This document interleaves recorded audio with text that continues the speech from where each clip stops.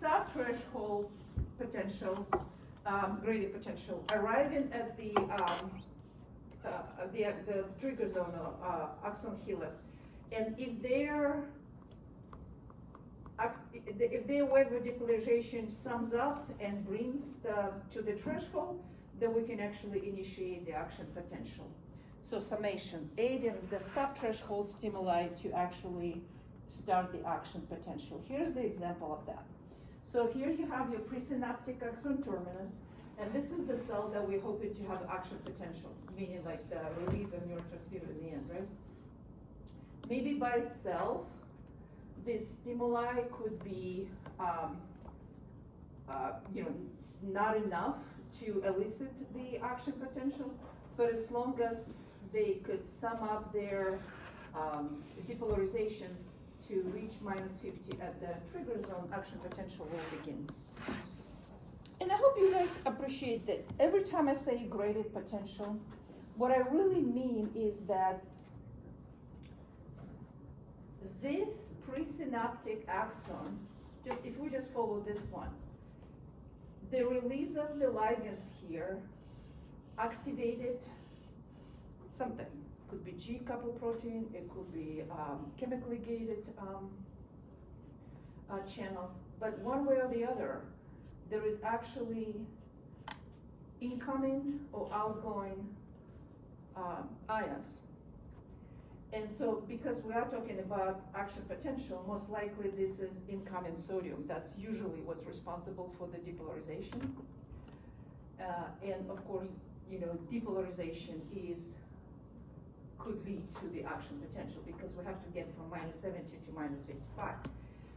But if the influx of sodium kind of dissipates and not really coming at the -55, then maybe collectively with the other sub-threshold action potential, they could actually create enough influx of sodium to depolarize cell to -55, and then it will start the action potential.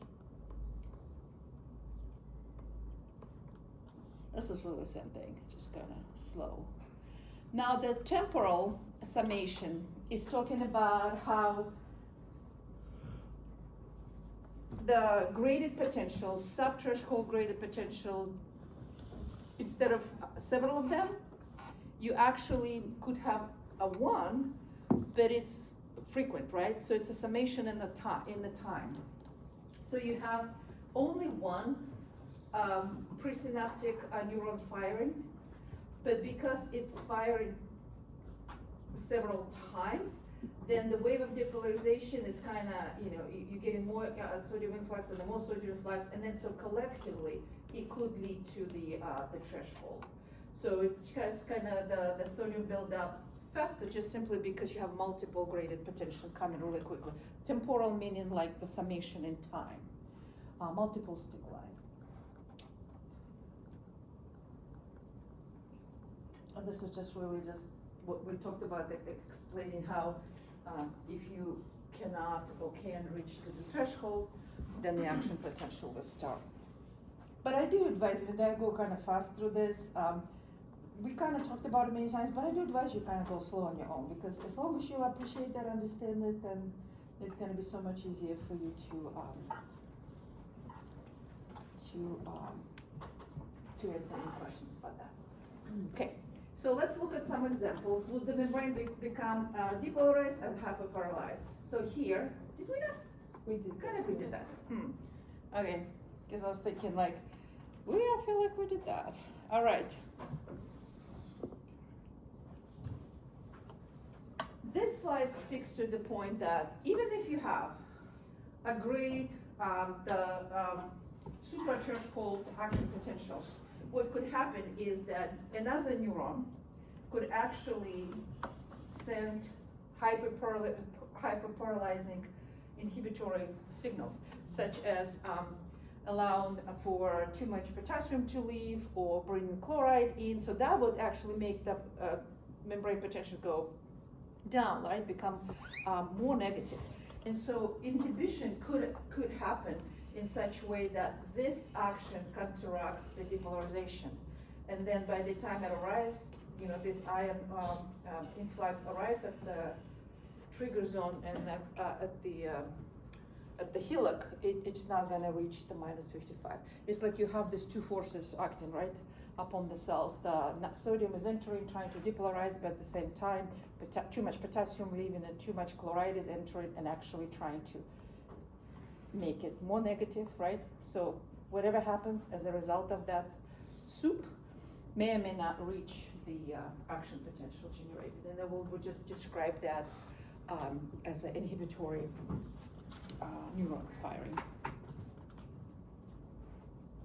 This is actually it's exactly the same thing, saying like you can have the action potential going, but the inhibitory neuron can actually stop the release of neurotransmitters.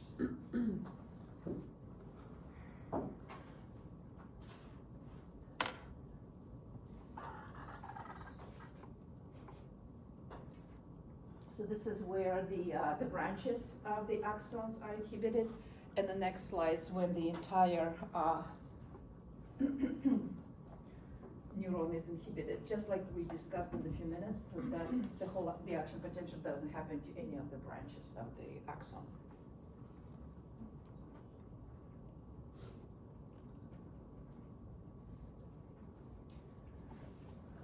So the way that signal travels through the neuron, it's the presynaptic neurons, usually synapse and dendrite, or soma, or both. And then if the threshold is reached, the action potential is going to go through the axon, and the axon terminal is going to be the ending of that action potential. So it's one-way flow of information. And at the end of that, we will have a release of the ligand of some sort, and then response from the target organ. Summation is actually, we see a lot in the reality of neurosystem, which is kind of good, because if multiple presynaptic neurons are required to activate postsynaptic neuron, it's sort of then the system could be more fine-tuned instead of just one-to-one relationships. You see what I'm saying? It's like then it requires a multiple stimuli to start the action potential. It's much less likely it would be misfiring neurons, so you're gonna have a little bit more nuanced. And then excitatory and inhibitory neurotransmitters will also be able to control response. So yet we have another way to kind of decide if that neuron needs to be stimulated or not. So multiple way to manipulate the start of the action potential, and should the action potential is go through.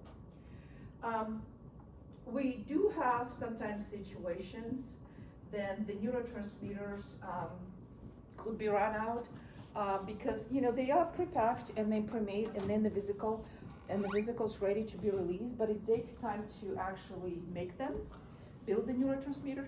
So if you have a very active repeated firing of the presynaptic neuron, that it is possible to exhaust the neurotransmitter that's already pre-made in the axon terminus, and then we can get to fatigue because there will be a delay between losing old neurotransmitter in the end and actually making the new neurotransmitter.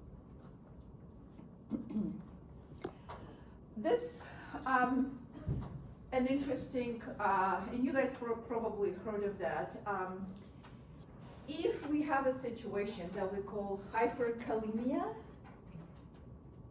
one would want to call it hyperpotassium, right, or something. But the kalium is actually another way to another name for potassium. So the clinical term of too much potassium is actually hyperkalemia. So high concentration of potassium. And think of it this way: if you have too much potassium in an axon,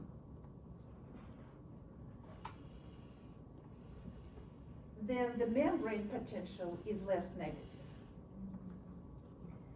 So then the depolarization the neuron can fire with the smaller graded potential. And so the cells therefore could be more excitable. And hyperkalemia is usually something that people have to pay attention to, and definitely measured in the clinical practice. The opposite of that would be hypokalemia, which is a low concentration of potassium. So you don't have enough, and then the membrane becomes even more negative. So then it would take much stronger signal to actually bring the depolarization to the threshold to actually have an action potential.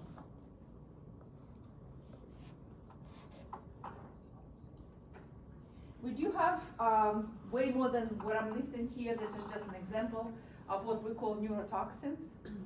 And they are chemicals that could actually change the action potential in multiple ways. For example, some of them could block the voltage-gated sodium channel. And so then if you don't have sodium, if you have the sodium channels not opening and there is no influx of sodium, then you cannot reach minus 55. So you can actually stop the action potential. So as you can imagine, neurotoxin could completely stop the transduction of this signal.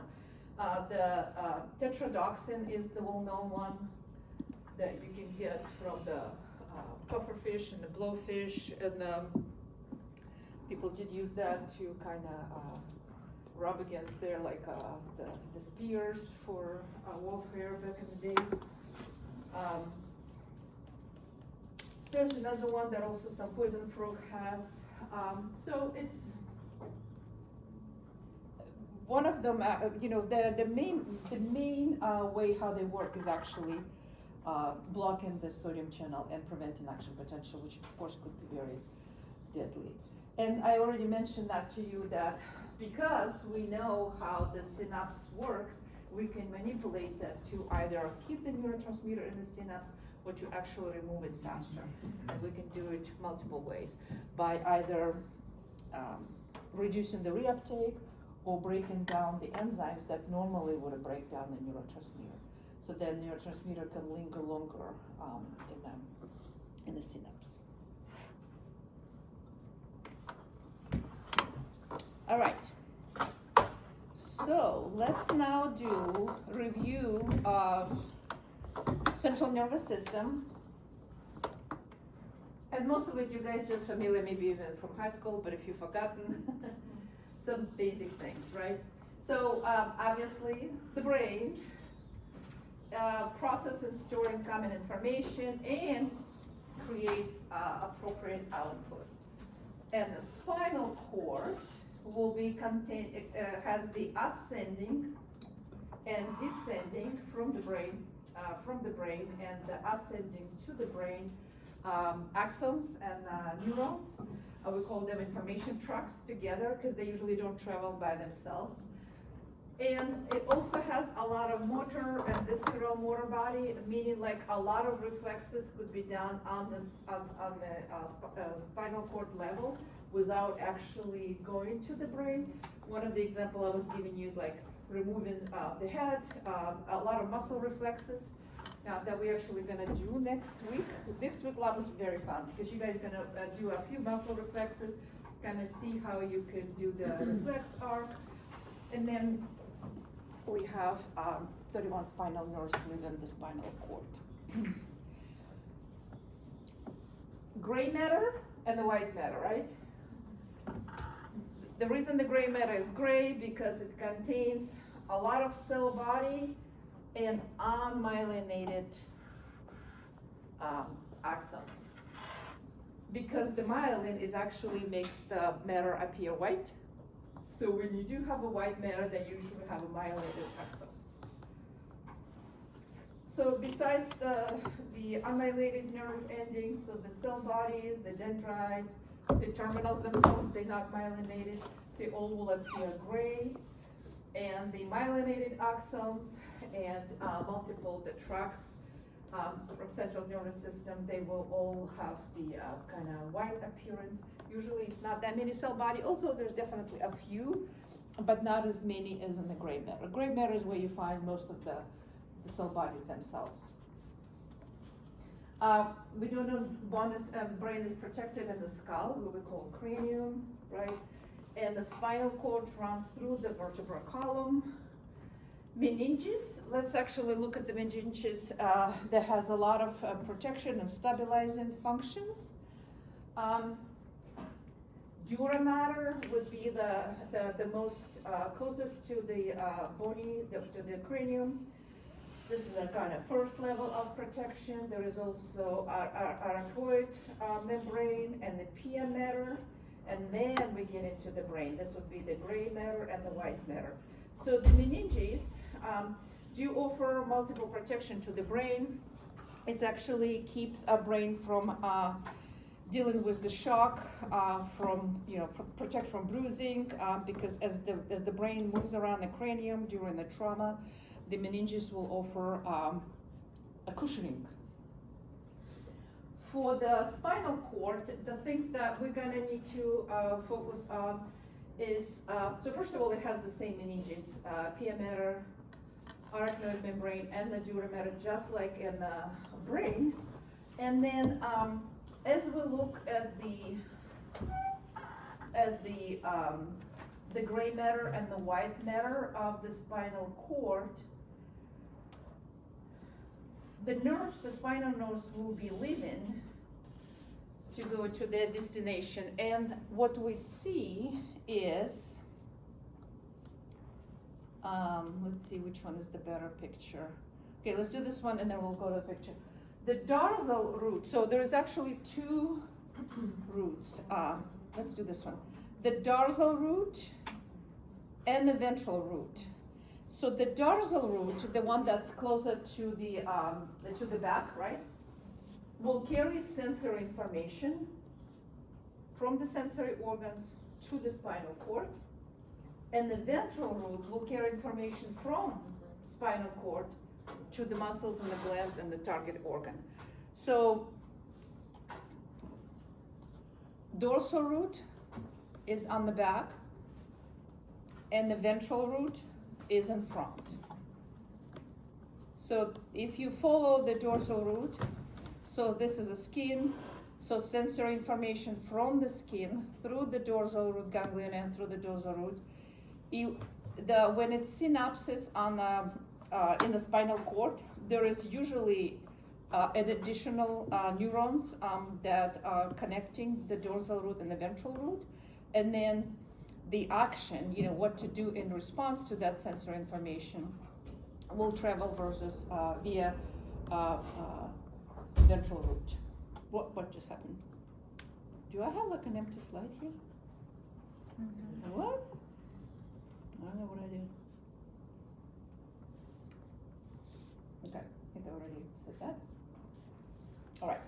Another things that we're gonna encounter a lot is the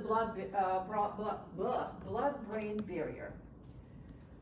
The blood-brain barrier is very important because it actually controls what can and cannot enter the brain, but being in the circulation, right? So a lot of toxic substances could be held back into circulatory, and then small lipid soluble molecule usually could actually cross the blood-brain barrier. And then when we do a pharmaceutical design, right, if we actually want something to act on the brain, then we will be designing these molecules to be small, lipid soluble, so they can actually cross the brain barrier, right? And if something that we wanted to affect our organs but not actually affect the brain, then we can actually design them to be water soluble and maybe larger molecules. So that knowledge helps us to kind of be a bit more targeted is designing drugs. So what exactly we call it BBB is made of? So quite a few things. So first of all, what's interesting is because endothelial cells in the capillaries, usually if you look at the capillary, so these spaces between endothelial cells, they're quite leaky, normally. But in the brain, the junction between these endothelial cells that line in the capillaries, they're quite tight. So the tight junction, this is the same kind of what they're trying to point in it. So that's already different from the rest of the circulation, right? In addition to that, the astrocytes, see how they create this little food processes? We call them podocytes sometimes. But you know, in the central nervous system, we refer them to the astrocytes. They have these little food processes that, first of all, they do create the mechanical barrier, and they also secrete different chemicals that promote the tight junctions between the endothelial cells. So this extra with the tight junction plus the food processes from the astrocytes, they created a much harder way for the substances from central circulation to actually enter the brain, and therefore creating blood-brain barrier. Oxygen can freely pass, so is the CO2. From all the blood that pumped by the heart, a brain receives about 15% of that blood. The glucose has a very important function because half of the body glucose consumption is actually taken up by brain. So when we say like, I need some chocolate, we are being correct physiologically. If you feel like you actually need to boost your energy, because you are giving the brain exactly what it needs to continue to work. So membrane transporters are very abundant for the glucose. And of course, hypoglycemia could have quite a serious effect on the brain. We'll mention the brainstem here because a lot of our sensory input and also control of the respiratory and cardiovascular system is located in some of the oldest part of the brain. Like you're gonna hear word medulla oblongata about 1 million times later on. So we should kind of get an idea where exactly that located. So it's a section of this. So this is what we call a brain stem. So it includes medulla oblongata, and includes pons, and includes midbrain in greenish.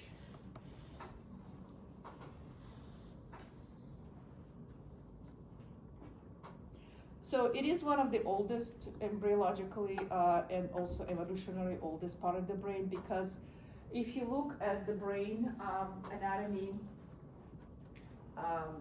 earlier mammals and then earlier animals from the kingdom Animalia, you will actually see this very early on, and then start as evolutionary tree grows, so is the newer part of the brain. You don't really have to memorize the cranial nerves. The only reason I have them here, so you can look at them at least once, appreciate that they could actually carry just the sensory information, like the olfactory nerve and the optic nerve. They could be specifically motor information or mixed. And when we talk about senses, right, we're gonna say olfactory nerve, but you don't really need to know the number of it or where it's actually coming from, originating from. For our class, we're gonna be mostly focusing is how the information is actually transferred from the olfactory bulb to the brain. That's what we care about. So, but it's kind of useful to at least have a quick read and appreciate a little bit about the functions, so that we can, when we mention them, we're not going to mention all of them, but when we do, at least you have a knowledge of that. You've seen that once.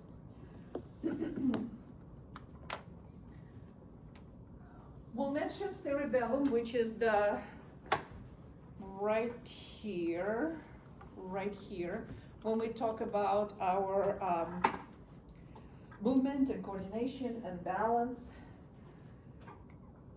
The encephalon, sometimes also called between the brain, it has the thalamus that we're going to mention a few times, because very often it's going to be the area where the information from each side of the body will actually cross before it goes to the central nervous system.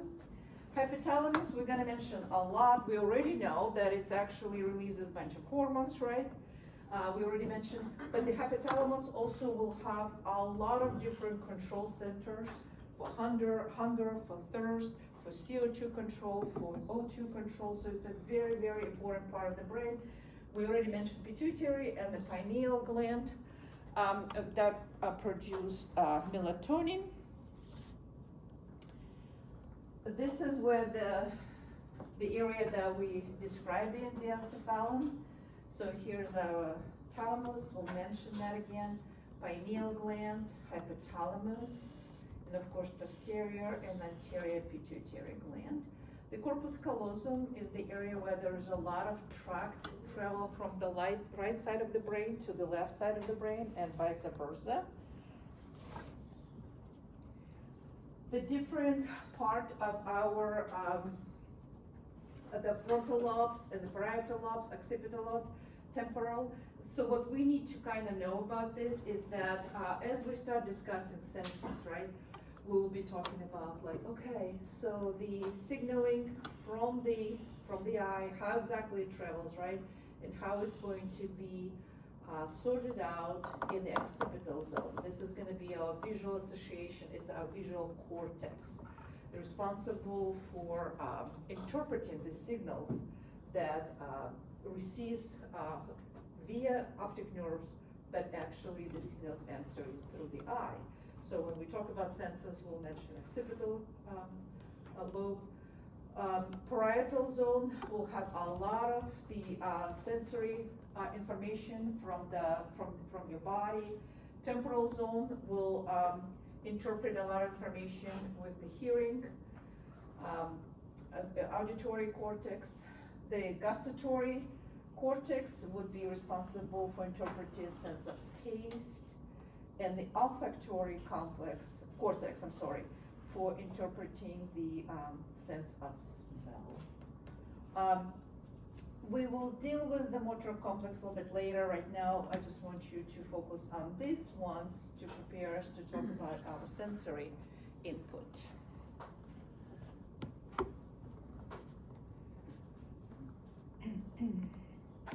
So I do write here a little bit about the frontal zone, just to be kind of, for you aware that a lot of high level management, scheduling, reasoning resides in ability that's in the frontal zone, a frontal lobe. Parietal zones have a lot to do with, let's go back here. Here's your parietal lobe, right? So it has to do a lot with the taste, aroma, kind of to understand all the sensory input that's going to be coming from these areas. It's about temperature and the touch, a lot of sensory input from the body. It's all going to be actually deduced in the in the parietal zone. As I already mentioned, occipital lobe will process a lot of information from the eye. When we sometimes get heat in the occipital lobe in the back, we could actually have temporary or permanent blindness because of a location of, and as I already mentioned, the temporal will have to do a lot with the auditory reasoning. Hypothalamus is also going to play a very important role in sleep. And what's interesting about hypothalamus and sleep specifically, it has a very, like a conglomerate of the neurons that's called suprachiasmatic nucleus.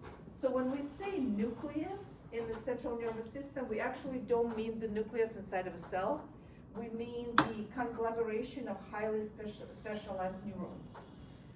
So these neurons will receive a lot of information about the light through the eyes, and will control your behavior rhythm and will control the circadian rhythm. Release a lot of hormones and chemicals in your body is actually going to be orchestrated by suprachiasmatic nucleus. So people who have a like damage to that sometimes would not be able to have a rhythm, the circadian rhythm, sleep in the odd times. Now for this part that I entered for you, the importance of the thalamus and the sleep, it's really more like for you to read. I'm actually not, it's not really part of something that we need to test you on, but it's kind of interesting. So I would have you to kind of take a look at that if you're interested to learn more about the sleep and different organs, part of the brain that are involved in that. So the amygdala, that little yellow area, we'll mention that a few times. This is actually a structure that involves a lot of emotion. And the limbic system that's depicted here in green will also be something that has to do with memory consolidation. There is a tumor of amygdala that sometimes results in a very aggressive behavior. A lot of serial killers actually have been shown to have some abnormality in the amygdala. So if you interested in the sleep and when exactly do you may experience sleepwalking or the dreaming. So I just wrote that for you. We're not really going to test you on the sleep, but it was really interesting to kind of make sure that people understand in general when what happens. So if you're interested, you can take a little read.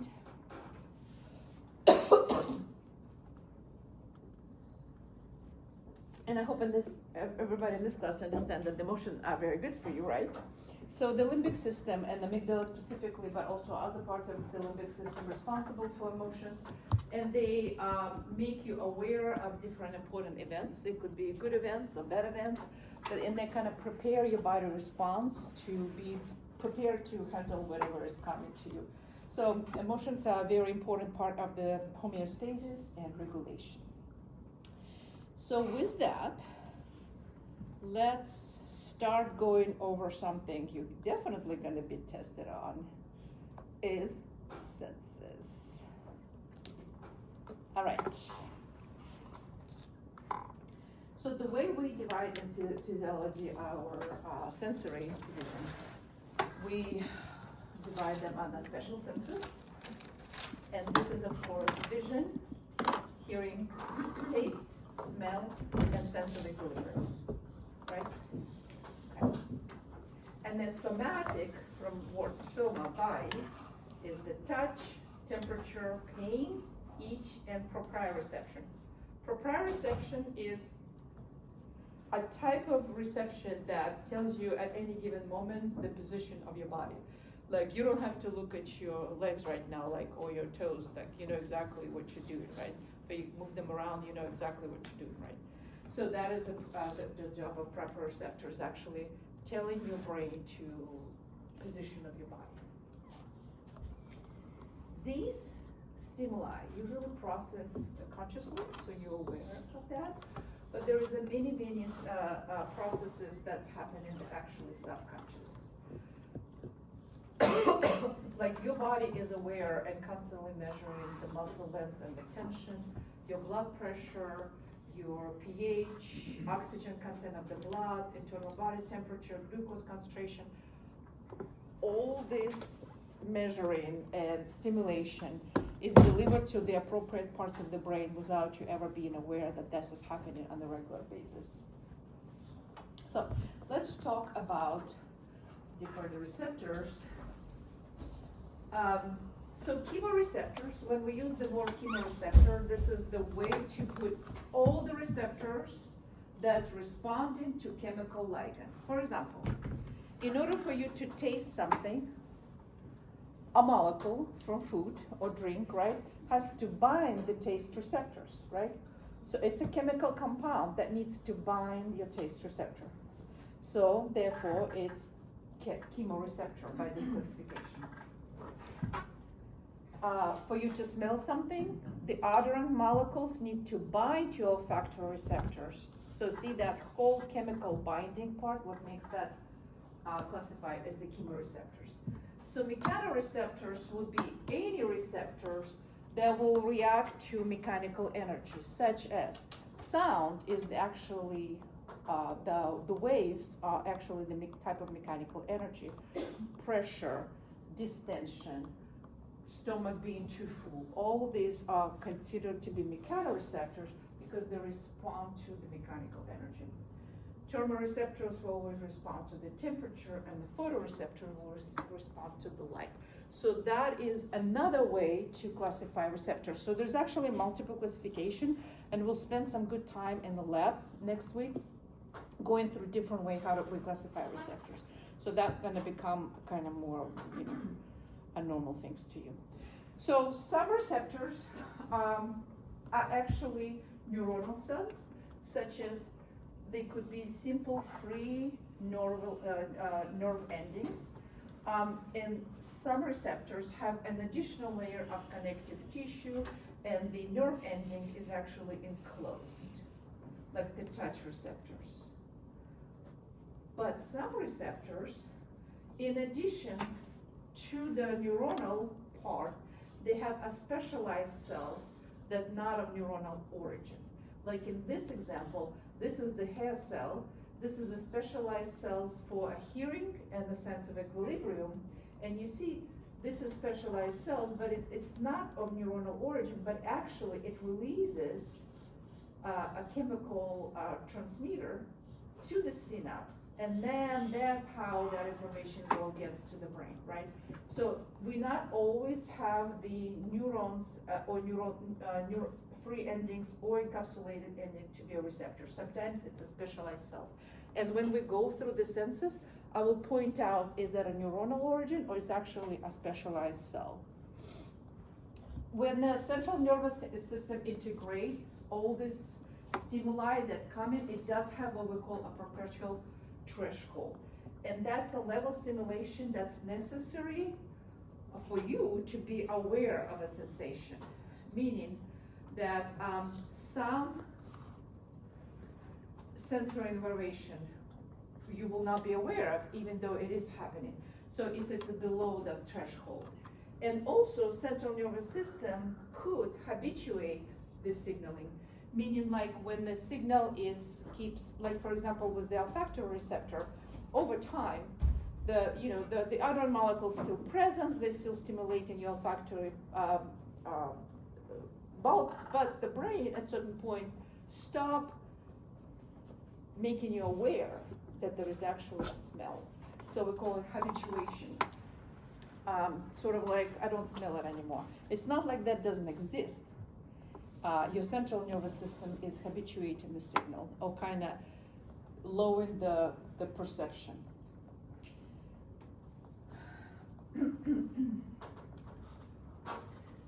So when we kind of start talking about senses, right? So your olfactory pathway will go through the nose, it will project through the olfactory bulb and will then get read or, sort of deciphered in the olfactory cortex. The taste receptors will integrate information into gustatory cortex. The eye, through the optic nerve, will integrate the information in your visual cortex. The sense of equilibrium and the sense of here's the sound will integrate into auditory and auditory at the where's the cortex? Okay, what was this? Oh, here's the auditory cortex, and also some of it going to be actually in the parietal zone as well. And most of the somatic senses will be what we call a primary somatic sensory cortex.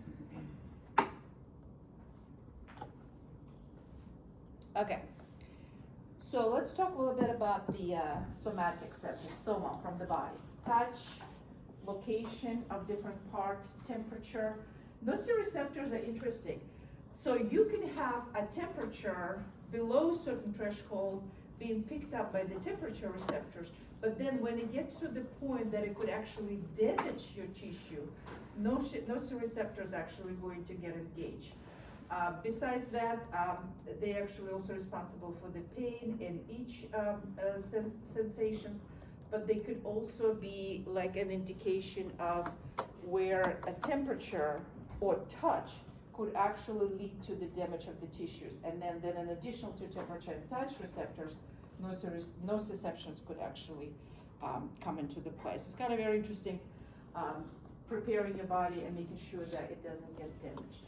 So the touch and pressure pain receptors, they're usually quite simple. They will have a free nerve ending very often, ending, in the different parts of the skin or different parts of the tissue. Sometimes they do have the additional connective tissue, so sort of like encapsulated nerve endings. In the hair root, a lot of free nerve endings, or the vibration of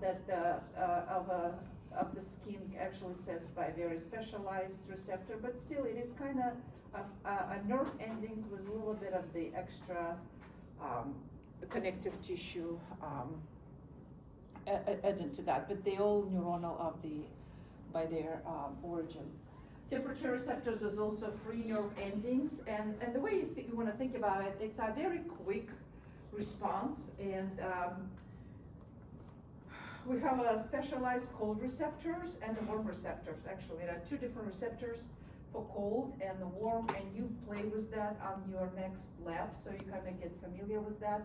So every time the temperature is becoming lower than the body temperature, the cold receptors get activated, and any temperature above 45 will activate the warm receptors. And now pain receptors will be activated when you actually are going over, because now that is suggesting the potential tissue damage. As I mentioned, nociception is response to more harmful tissue damage, and they are by their origin is the free nerve ending, which kind of makes sure that the signal travels pretty fast. Pain receptors, we have actually a different type of pain receptors. There are different fibers. The unmyelinated fiber, usually responsible, carry much more dull and kind of diffuse pain. In myelinated, more sharp and localized. We also have the itch that could release the histamine and activate the fibers that will also create that kind of more of a slow itching pain. So, but they all neuronal by the origin, the pain receptor. Okay, so let's talk about olfaction. Olfaction is an interesting one because they actually have a very strong connection between smell and the memory and the motion. So amygdala and hippocampus part of the brain has actually connection with the olfaction, and that's why a lot of people may not remember a lot of events that may not, but actually may remember a smell. Also, it's it's a very old sense, and it was very important in survival for different members of the kingdom Animalia. So it has effect on emotion, as I mentioned to you.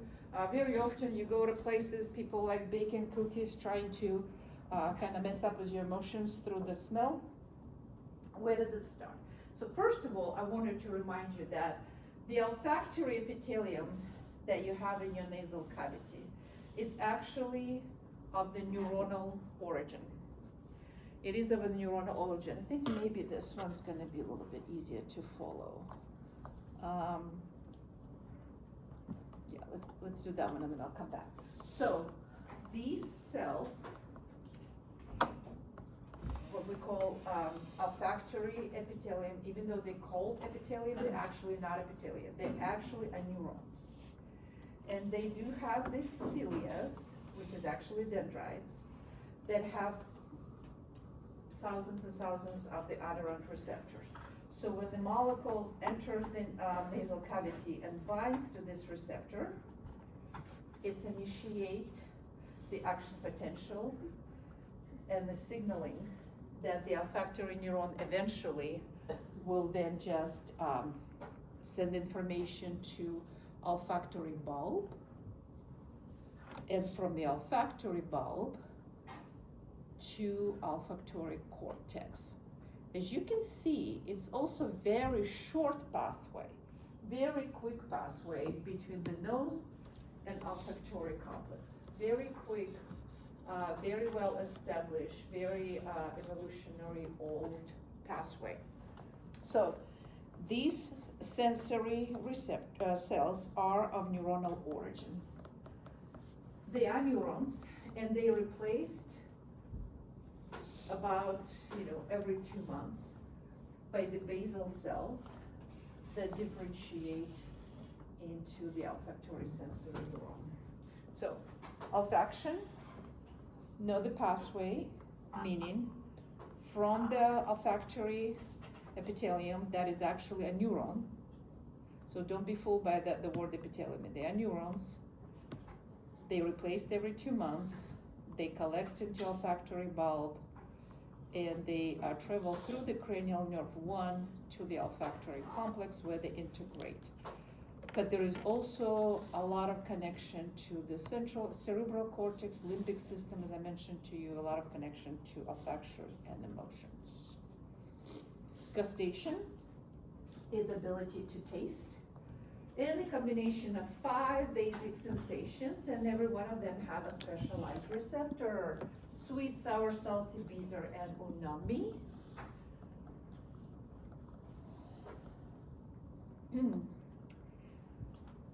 The gustation very often also coordinates with the olfaction to discriminate sometimes similar objects. Here's an example of a grape juice and the apple juice. They actually based on the sense of smell, not the taste. The taste cells and the olfactory neurons are the only cells in the sensory nervous system that actually replaced very pretty rapidly, or if they become old or damaged. Okay, so it does seem to be that the receptors located in the certain parts of the tongue specifically, and so with the salt and umami, sweet salt and umami being on the tip, sour a little bit on the side, and the bitter taste towards the back of the tongue. Now here are the receptors. So first things to remember about gustation receptors: they're not neuronal cells, but they synapse neurons. So these are the specialized cells. So sweet, umami, bitter, sour, and salty. This is actually a microscopy. This is obviously the artistic rendering, so you kind of, maybe it's a little bit harder to see, but this is what the taste buds are composed of, and different chemicals bind their receptors, and they lead to the sequence of the events. Now, I do describe in a subsequent slide how exactly the signal travels and how it ends up in the release of the ligand. But what you guys need to remember is this. What you need to remember is that the sweet, umami, and the bitter taste receptors, the signaling results and release of the ATP, and actually ATP acts as a neurotransmitter. And the sour taste, the signaling pathway results in release of serotonin. And the salt, it actually has a few different people, not like the people still kind of sort of going back and forth on this one. So most of the research that talks about the sodium itself being the neurotransmitter, so that's possibly it. But we're not really going to be questioning you about the neurotransmitter for the salt one. But I did give a little bit of a kind of spiel for each of the receptors But as long as you remember that these three taste buds result in release of ATP and the sour and release of serotonin, because this is kind of, nobody's really discussing that. Everybody agree to that? Then we'll be okay to kind of, and to appreciate that they are specialized cells. They're not of neuronal origin, but they synapse on the neuron. Let me see if I'm going to say anything else about that.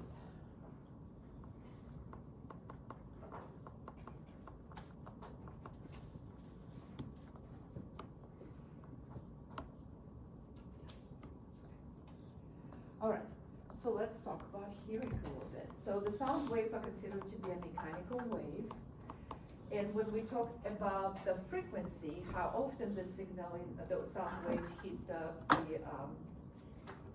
tympanic membrane, it translates, we hear that as a pitch, and the loudness is interpreted as the amplitude of the waves. So how high are the waves? So if you look at the ear, the anatomy of the ear, as the mechanical waves come through the ear canal, so it will create the vibration of tympanic membrane, and that will in turn vibrate the three bone structures, the malleus, incus, and stapes, and then that stapes itself will then create the vibration on the oval window, and that oval window will then vibrate the endolymph in the cochlea. So if we look closer,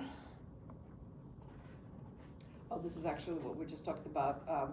The intensity, the amplitude is the how loud it is, and how frequent would be the pitch. So let's look a little closer. So as the signal travels through the movement of the sound waves, right? And then once the vibration of the oval window will create the vibration of the fluid that we call is actually endolymph in the cochlea. So what happens here is this vibration of the endolymph puts the pressure on the specialized cells that we call hair cells. So let's travel all the way to this what we call organ of Corti that has a specialized hair cells here. As the endolymph moves, because of the vibration from the sound wave, the hair cells, which is a specialized cells, again, they're not of neuronal origin. The hair cells have this special, what we call the, some people call them cilia or stereocilium. They will actually move, and they have mechanically gated channel that will depolarize the cell, and they create the release of the transmitter to the adjacent neuron. So the movement of the stereocilium in the hair cell will create release and the action potential.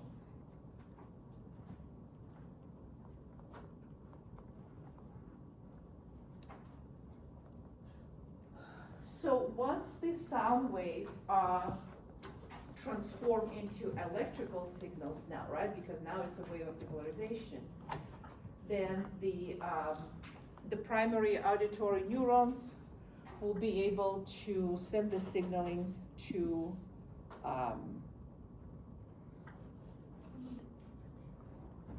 the auditory cortex, but both the right and the left cochlea will send signals to the left and to the right, but signals are also going to cross in the thalamus area, and so the signal from the both ears will be reaching both auditory cortexes.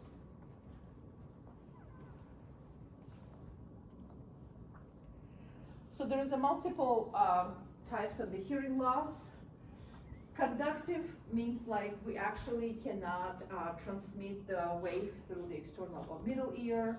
Central will mean there is actually damage to the neuronal tissues or the cortex itself and unable to interpret. And any damages to the inner ear will also could actually lead to the hearing loss. One of the things that seems to be coming up a lot lately is that noise-induced hearing loss, NIHL. So there is a lot of research now that shows that the noise-induced hearing loss seems to be shifting towards younger population than before. So here I give you like some of the statistics, and for your references, sounds at or below 70 decibel more unlikely to trigger the hearing loss. But anything that more than 85, and if it's a repeated exposure or longer exposure, seems to create a hearing loss. And here, some of the idea of the normal sound that we have around us. So if we're looking for something over 85, so, you know, there's quite a lot. So it's the distance from the source and the time you expose that seem to be very important. So since we do see an increase in the noise-induced hearing loss, so you may guys wanna be careful about exposing yourself to too high of the noise. So let's see where we are. Okay.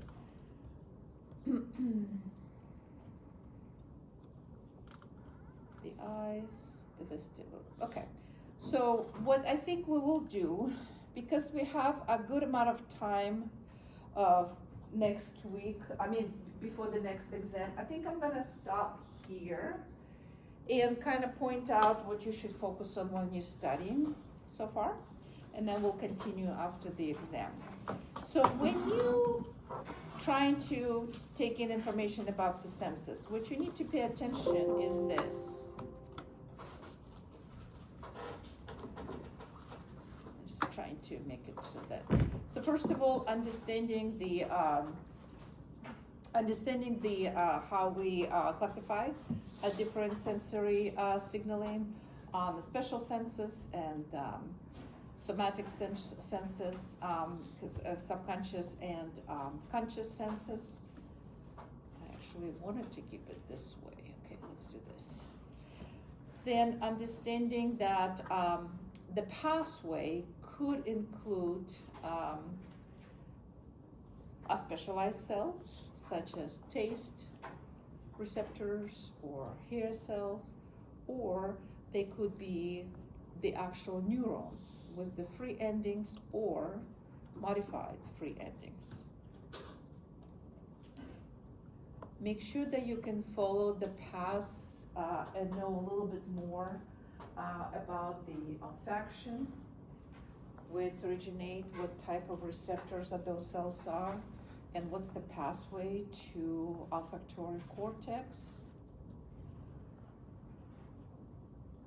Gustation, what type of the receptors are there, and how the binding of the chemical from the food initiates the signaling pathway that that ends up in release ATP and the serotonin, and they act the neurotransmitters. So these are specialized cells, those are not neurons.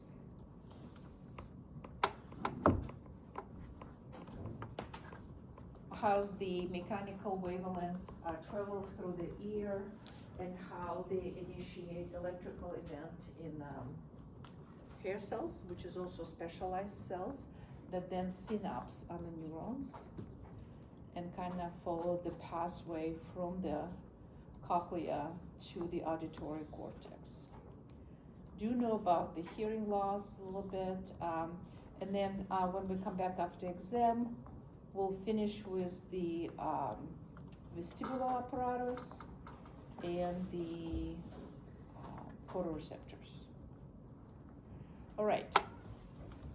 Any questions, you guys? And I will text you, announce something if I find any of the Scantrons, or what can we do about it? Can I see the hands again? How many people gonna have them so I kind of get appreciation? Hold them. Actually, let me count. 1, 2, 3, 4, 5.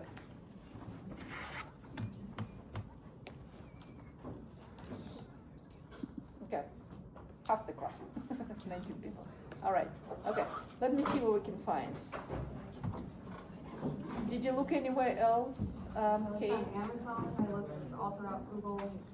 I haven't actually been to the Mesa store, but they didn't have any listed on their online store. But they might have it in stock in person, I just don't have it online. Yeah, I may have to call Miramar too. Okay, guys, I'll let you know what I find.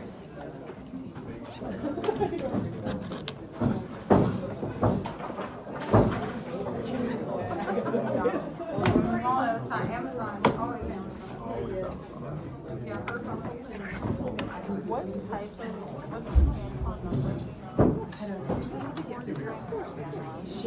Memorize now, yeah. I know.